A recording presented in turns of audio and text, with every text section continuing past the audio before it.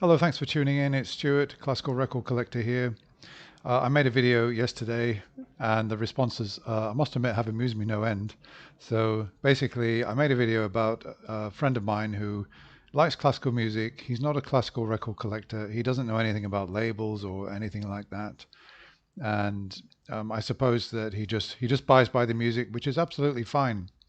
So he knows that I'm a serious classical record collector and indeed was a serious classical record dealer back in the 90s. And he very kindly went into a charity shop in Nottingham and he very excitedly called me up and said that he bought me some records, for which obviously I expressed my gratitude.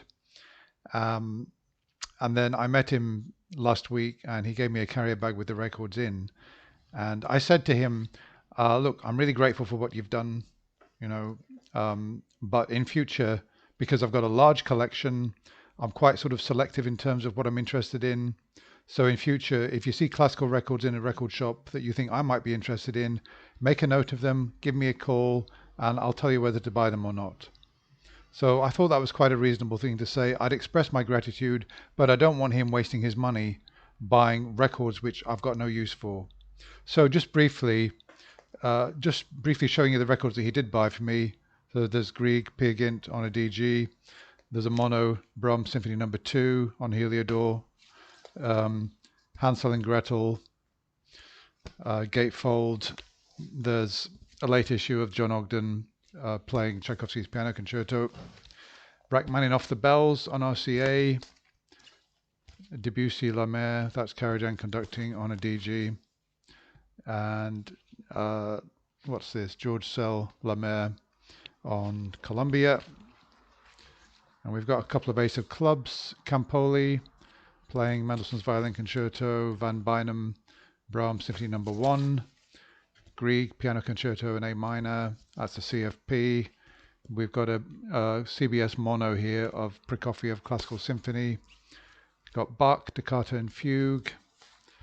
And we've got Camden Classics, New World Symphony, Brahms Symphony 4, Adrian Bolt, and Die Fledermaus Highlights in English, and Rodrigo Guitar Concerto. Now, of course, if I saw these in a charity shop for £1 each, I wouldn't have bought any of them. Frankly, absolutely none of them. I did express my gratitude to him. He knows that I'm grateful, but I made him understand that I'm a serious collector. I've got a large collection, and I kind of implied that, while I appreciate what he did, most of these records are not really of much use to me. I had to do that because I don't want him going out and just going into charity shops and thinking that just because it's a classical record, I'm automatically going to want it. I'm kind of surprised that he went ahead and did that, but I know that he was acting out of kindness. But sometimes you've got to say to somebody, thank you, I appreciate it, mate, but don't do that again. It's better to be honest than to say, oh yeah, that's fantastic, really well done. And then one day he's going to go in and he'll buy 100 records for £100. And they'll all be records which I'm not interested in. So yeah. Now, as for my presentation yesterday of these records, yes, I admit I was a bit condescending about a lot of the records and dismissive, because my objective in that video was not to express gratitude to my friend. Okay, you get that. I'm a classical record collector. Part of my channel is about evaluating records in terms of collectability, sound quality, and other criteria. So my whole thing here was not to come and say, wow, look what my friend bought me. Isn't this fantastic? Hansel and Gretel, such a great friend. I bet you wish you had a friend like that. Look at this, Brahms Symphony Number 2 in mono, Heliodor. Absolutely fantastic. I've got such a great friend. No, I mean, that would have been a completely stupid video. And yet a lot of you are saying, oh, you're not grateful to your friend, etc., etc. You're sneering at his choices. You misunderstand what my channel is about. My channel is not about patting people on the back for doing probably unwise things, albeit kind. My channel is about my views on classical records, wherever they happen to come from, whether they come from a well-meaning friend or whether I've bought them myself in a charity shop, and I enjoy coming and giving my opinions about records. So it's not about me being ungrateful. Of course, I'm grateful to my friend. He's a great friend, and I've told him that I'm grateful, but mate, don't do it again. Look, it's no different from if you had a friend who was a serious book collector, and he's collecting all these first editions with, dust jackets in perfect condition from, I don't know, say the 30s and 40s and beyond that. And then you went into, shall we say, I don't know, let's say that this friend specializes in, well, what should we say, classics, great classics, Dickens, Bronte, etc., and really early editions. So we're talking about 19th century editions. And this is what really fascinates this friend. You know that your friend, oh, he likes classics. Hey, there's some classics in a charity shop. There's Penguin Classics there and World's Great Classics. Um, he'll be interested in those. And you buy 20 of those for £1 each. And you turn up with a carrier bag and say, look, mate, look what I bought for you. It's exactly the same thing. And I'm sure that that book collector would say, okay, look, I appreciate that you meant well, but, this isn't really what I'm interested in. Um, I appreciate the thought, you meant well, but I'm a serious collector of, particular early editions of those writers. And these for me will just go straight back to the charity shop. Sometimes you've got to tell the truth because you don't want him going in and doing exactly the same thing again. Okay, well, I hope that that kind of clears things up. He's a great friend. He still is a great friend, and he's actually got quite a thick skin. He's told me things about myself, Stuart, you idiot, you've done this and you've done that. Don't be a fool. And a good friendship is about telling people the truth. And going back a long time, actually 25 years, he did a similar thing to me because it was his birthday. He's a very technical kind of person and he likes detail. I saw in a bookshop an amazing dictionary. It was a pictorial dictionary and it would show you a picture of something. Let's say this. It would show you a picture of, say, of this tape dispenser.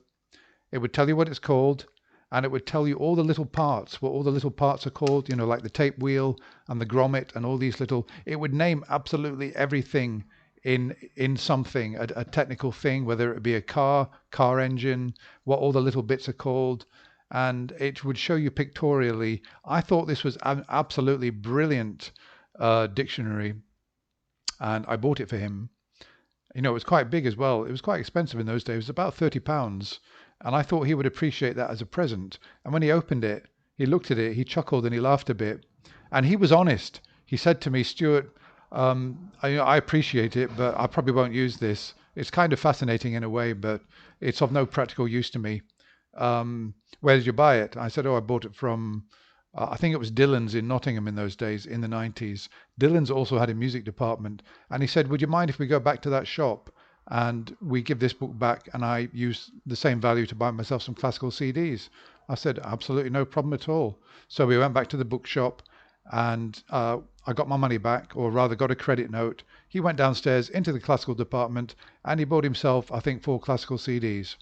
Now, in a way, I kind of think that it would have been probably more interesting for him to keep that book as a kind of unusual thing, because I haven't really seen anything like that around, and classical CDs now are 10 a penny. So I don't know, but that was his choice. I wasn't offended, not at all. If he didn't like the present, he didn't like the present. Let's at least take it back and get him something that he does like. So he's got tougher skin than a lot of you guys think, and he certainly took on board that I was grateful for what he'd done. He's got a good heart and it came from the right place, but I'm a serious collector and I think he's taken that on board now. My tastes are very refined in records and he won't be doing that again. If he does see any records in future, he said he would let me know and make a list of them. Okay, well, as a footnote to this whole story, we actually went into Oxfam, into their book and record store. We went upstairs. I had a look through, didn't find anything that was of any interest. He started looking through some pop and he found this, which he bought. It's Manhattan Transfer Pastiche. So he bought this for $1.99, which I suppose actually for Oxfam is not a bad price. And actually it's in very good condition. And I asked him why he bought it. He said that he had it when he was a teenager. And yeah, so he paid for that. Now, he's got a system, but he doesn't use it.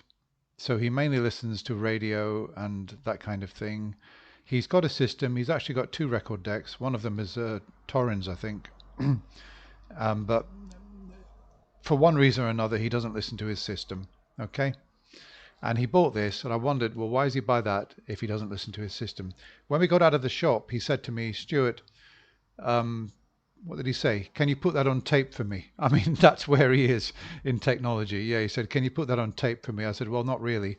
I said to him, well, I said, what I could do is I could digitize it for you and put it onto CD. He said, oh, great, that's fantastic. So, so that's my penance for the whole thing. I've got to digitize this record, probably with Audacity, and put it onto a CD. It's going to be quite a lot of fiddling around, actually. I don't think he realizes how much fiddling around that's going to be, because it's like a 50-minute LP. I've got to digitize that, both sides.